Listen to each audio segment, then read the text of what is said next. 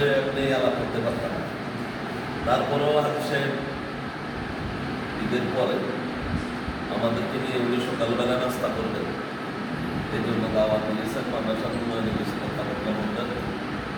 আমাদের অন্তরস্থল থেকে ওনাকে আন্তরিক অভিনন্দন ধন্যবাদ জানাচ্ছি। রমজানের ঈদেও উনি এই ধরনের একটা অনুষ্ঠান করেছিল, একটা বৃত্তি দেওয়ার বড় পরিকল্পনা নিয়ে। সেখানেও আপনারা যারা সাধারণ করার মাদ্রাসাটা হচ্ছে আমাদের মাওলানা সাহেব কোরআন শরীফের সূরা সফ থেকে যায় আয়াত তেলাওয়াত করেছেন, ইউরিদুনা লিইউতফিউ নূরাল্লাহি বিআফওয়াহিহিম আল্লাহু মুতিম্মু নূরিহি ওয়ালাউ। এটা শুধু যে মাদ্রাসার জন্য এই আয়াত প্রযোজ্য, স্কুলের জন্য প্রযোজ্য, কলেজের জন্য প্রযোজ্য।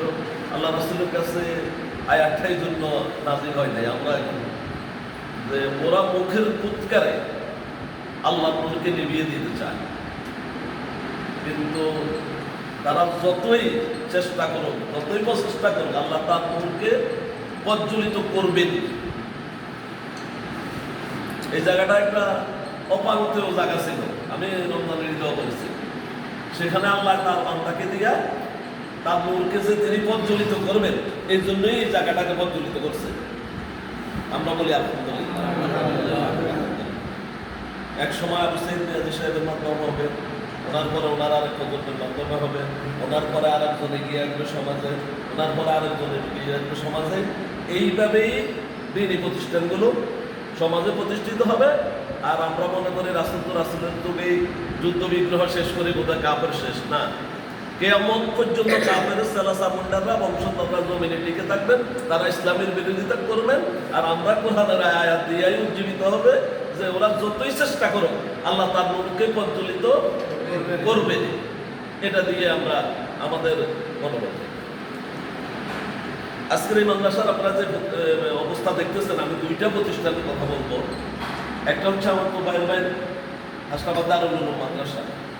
উনি যখন আমাদেরকে 98 সালে দাওয়াত দিলেন, জায়গা দেখে যে মাঠের মধ্যে খেত তো সবাই বুঝলেন এটা, কিন্তু বন্ধুরে মাটি উঠাই ইটা যতটুকু বাঁধছেন এটার অবস্থা সেরাবেলা অবস্থার একটা দিনের ঘর। তো সেই প্রতিষ্ঠানটা 98 থেকে 2026 28 বছর পরে আজকে একটা প্রতিষ্ঠানে দাঁড়াইছে। আর এই প্রতিষ্ঠানটা আলহামদুলিল্লাহ শুরুতেই কাঠামোগত দিক থেকে এই প্রতিষ্ঠান দাঁড়াইছে। আমাদের এই অঞ্চলে মহিলাদের মাদ্রাসার মধ্যে সর্বপ্রথম হচ্ছে বিরাইপুর মাদ্রাসাতুল বানাত আল ইসলামিয়া। ওই মাদ্রাসা মূল প্রতিষ্ঠাতা ছিলেন রুহুল আমিন সাহেব। নয়াবাজার গিয়ে যতক্ষণ পর্যন্ত হাজী আজু সাহেব কোনো সিগন্যাল না দিতেন, ততক্ষণ এক হাত গালের নিচে দিয়া ওনার চেয়ারের পাশে বসে থাকতেন। এরকম যত দোকানে ওনার টার্গেট ছিল, সব দোকানে। উনি যখন ওই প্রতিষ্ঠানটা পাজল করবেন, তখন উনি ইসলামী বিশ্ববিদ্যালয়ে গেছেন। যাওয়ার পর রাতের বেলা শোয়ার কোনো জায়গা নাই, ওখানে কেউ ওনাকে ছিল না। উনি মসজিদের বারান্দায়, ভিতরে থাকতে দেয় না, বারান্দা শুয়ে রয়েছে ইসলামী বিশ্ববিদ্যালয়ে। তো বিরাইপুরের মতো জায়গায় উনি যে জমি ওখানে দিয়েছেন, ওনার মৃত্যুর পূর্বে মাদ্রাসা কমিটি বললো যে আপনার কবরটা মাদ্রাসা ক্যাম্পাসে হোক, আমরা এটা চাই। উনি যাইয়া কবরস্থানে ওনার যেখানে কবর দেবে ওই জায়গাটা পরিষ্কার করছে। উনি বলছে যে আমিরুল আমিনের কবর যদি মাদ্রাসা ক্যাম্পাসে হয়, তাহলে মানুষ বলবে যে আমি আমার স্বার্থে দুনিয়ার সাথেই মাদ্রাসা করছি, আমার কবরস্থানে আমি আমার কবরের জায়গাটা তৈরি করে রাখছি। এই কথা দুইটা উদাহরণ দিলাম আমাদের হাসনাবাদ এবং বিরাইপুরে, যে এই মাদ্রাসাগুলো এত কষ্ট করে প্রতিষ্ঠিত হয়েছে। সেই জায়গায় আমাদের এখানের অবকাঠামোটা আলহামদুলিল্লাহ কোনো কষ্ট ছাড়া আজকে একটা সুন্দর বিল্ডিং, দৃষ্টিনন্দন বিল্ডিং, মনোরম বিল্ডিংয়ে আমরা পরিণত হয়েছি। আমাদের বিজয়নগর মাদ্রাসা আবেদ সাহেব জানেন, ওদের 14-15 সালে শিক্ষকদের কোনো বেতন দেওয়া যাচ্ছে না। তখন ভাগ করে দিল যে আপনি 500 দেন, আপনি 500 দেন, আপনি 500 দেন। আমরা 500 টাকা করে মাসে দিতাম। আলহামদুলিল্লাহ আমাদের হাসান হোসেন, ওই যে খন্দকার বাড়ি, তারা সমাজে প্রতিষ্ঠিত হয়েছে। হওয়ার পরে এখন যদিও আমাদের ওটা চালু আছে, কিন্তু ওটা না দিলেই মাদ্রাসা চলবে। তো এই মাদ্রাসাটাও নিয়ত ওনাদের পরিষ্কার, ওনাদের পরে প্রজন্মের পর প্রজন্ম চলবে। আর না হলে সমাজ এটার দায়িত্ব গ্রহণ করে নেবে ইনশাল্লাহ। আর সমাজের দায়িত্ব গ্রহণ করে নেবে। আমি মসজিদে যে কথাটা বলি যে আমাদের এই মসজিদ প্রতিষ্ঠিত হয়েছে তাও 24 বছরের মতো। এখানে 2-3 জন হাফেজ ছাড়া এখন পর্যন্ত একদম কিন্তু কামাল পাস বাইর হয় নাই এখন পর্যন্ত। এটা আপনাদের বুঝার জন্য বলছি, কেউ বলিয়ে না ওনারা অহংকার করে। আমাদের ফ্যামিলি ছাড়া, এমদাদ মাস্টার সাহেবের ফ্যামিলি ছাড়া মাস্টার ডিগ্রি পাস কেউ বাইর হয় নাই। আমি আমির কাকা কই বলতেছি, এই সোসাইটিটাকে যদি আপনি ভালো করতে চান, শিক্ষিত জেনারেশন লাগবে। প্রত্যেকটা মসজিদের আমার বক্তব্য যদি আপনি ভালো করতে চান, শিক্ষিত জেনারেশন লাগবে। আমরা সারা বাংলাদেশ নিয়ে চিন্তা করি, যেখানে অশিক্ষিত জেনারেশন বলতে সবাই আমরা শিক্ষিত হতে হবে না। নেতা যদি অশিক্ষিত হয়, সেখানে দেখবেন দুনিয়ায় যত সব কেউ আছে, যত সব অন্যায়, যত সব অত্যাচার, তত সব অবিচার, তত সব খারাপই। আর যদি শিক্ষিত জেনারেশন আসে, সেখানে তার মধ্যে একটা বিবেক বোধ কাজ করে, তার অন্তরে একটা যে আমি যে অন্যায়টা করতেছি তাকে বিবেকে বাধা দেয়, তখন আর এই কাজটা সে করতে পারে।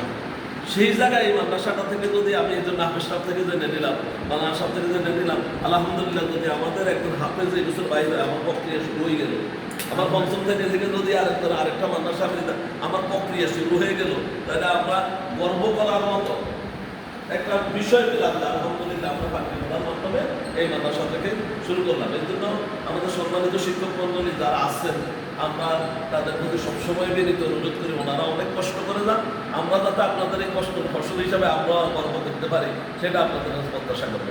আপনার চলার জন্য কি লাগে, এটা হাজী সাহেব ব্যবসা বাণিজ্য করেন, ওনার প্রতিষ্ঠান চালান, অনেকগুলো প্রতিষ্ঠান আছেন, এটা ওনাকে আমরা সামনাসামনি এটা বলতে হবে না, এরপরও আমরা বলবো যে একটু করতে। আর এখানে 2জন লোক, আমি মুর্শিদ কামাল বিষয়টা আমি শুনছি, কিন্তু আজকে ক্লিয়ার হলাম। সে এই বাংলাঘাটের এই প্রতিষ্ঠানের আগেও সে চাঁদপুরে একটা প্রতিষ্ঠানের সাথে জড়িত ছিল। তাহলে আপনি ধরতে গেলে অলমোস্ট তার 20 বছরের অভিজ্ঞতা। আর আমাদের আব্দুর রহমান ভাই তো তাও 20 বছরের বেশি, শহরপুর কোম্পানির আগে সহ 20 বছর। এটা মানে একটা বিশাল, এটা কোনো ছোট করে দেখার কোনো ইয়ে নেই। হাফেজ সাহেব তো আছেন আলহামদুলিল্লাহ, আমাদের ছোট ভাইরা যারা, যদি তাদের আমি দৃষ্টি আকর্ষণ করে বলতেছি, যারা এটা পরিচালনা করবে, আপনি যদি তাদের চলার ব্যবস্থা করে দিতে পারেন, আর সেই ক্ষেত্রে যদি কখনো আমাদেরও দৃষ্টি আকর্ষণ করেন, তাহলে এই প্রতিষ্ঠান দাঁড়াতে সময় লাগবে না, সময় লাগবে না, সময় লাগবে না। যখনই তাদের বিশুটান থাকবে, তখন তারা এটাতে একটা সময় টাইম দিয়া অন্য জায়গায় তারা তাদের নেতাটাকে কাজে লাগাইতে চেষ্টা করবো। আর যদি তাদের মূল নেতাটাকে আপনি আপনার প্রতিষ্ঠানে বিনিয়োগ করাইতে চান, তাহলে তাকে তার মতো জায়গার মধ্যে তাকে স্থান দিতে হবে। এই হচ্ছে আমার এই প্রতিষ্ঠান সম্পর্ক কথা। এরপরে আমরা ইন্টারনাল কিছু কথা আছে, সেটা কমিটি ইন্টারনাল কথা বলবো, এই ছাত্রদের সবাইকে সামনে নিয়ে কথা বলবেন। আর আপনারা যারা এখানে উপস্থিত আছেন, আমার ভাই উনি যে জায়গায় বসে থাকেন, ওখানে বসিও যদি বলেন যে এই মাদ্রাসাতে তোমরা তোমাদের তোফাল ভাইকে বলতেছি মোবাইল থেকে যে উনি যদি জায়গায় বসিও বলে প্রাইমারি স্কুলের সামনে যে তোমরা তোমাদের ছেলেগুলোকে মাদ্রাসায় দিও, এখানে হাফেজ হওয়ার সুযোগ আছে, এখানে আলেম হওয়ার সুযোগ আছে, তোমার ছেলেটা যদি তোমার কবরের পাশে গিয়া জীবনের রব্বের হাম্মুমা কামা রব্বাইয়ানি সাগীরা এই কথাটাও বলে, তোমার জীবনটা সার্থক। এই যে ঈদের দিন গেল, আমি একবার আপনাদের সবার উদ্দেশ্যে বলছি, কে বাবার কবরের পাশে যাইয়া কবরটা জিয়ারত করে তারপরে ঈদের নামাজে আসছে? আমি আপনাকে জিজ্ঞেস করি না, আপনি গেছেন। কিন্তু যদি এখানে ইসলামের জ্ঞান থাকে, ইসলামের ইয়ে থাকে, আগে আমার মসজিদের হুজুরের দোয়ার আগে, মসজিদের নিজের জন্য দোয়ার আগে বাবার কবরের পাশে যাইয়া চোখের পানি ফলাইয়া যে রব্বের হুকুমা কামা রব্বাইয়ানি সাগীরা এই দোয়া করি, তারপরে ঈদের নামাজে আসছে, যাইয়া আসছে বা ইয়ে করতেছে। তো সন্তান থেকে এমনভাবে লালন পালন করে যান, এমনভাবে গঠন করে যান, এমনভাবে তৈরি করে যান, যাতে আপনার পরকালের ইয়ে হয়। আর আপনার সন্তান রেখে গেলেন, এই সন্তান যে ভালো কাজ করবে এটা আপনার কবরে যাবে, আর যদি সন্তান খারাপ কাজ করে সেটাও আপনার কবরের মধ্যে যাইতে থাকবে।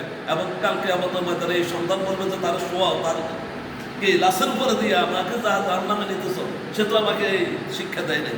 এই জন্য আপনার সন্তানকে আপনি এই মাদ্রাসা, ইসলামী শিক্ষা, দ্বীনি শিক্ষা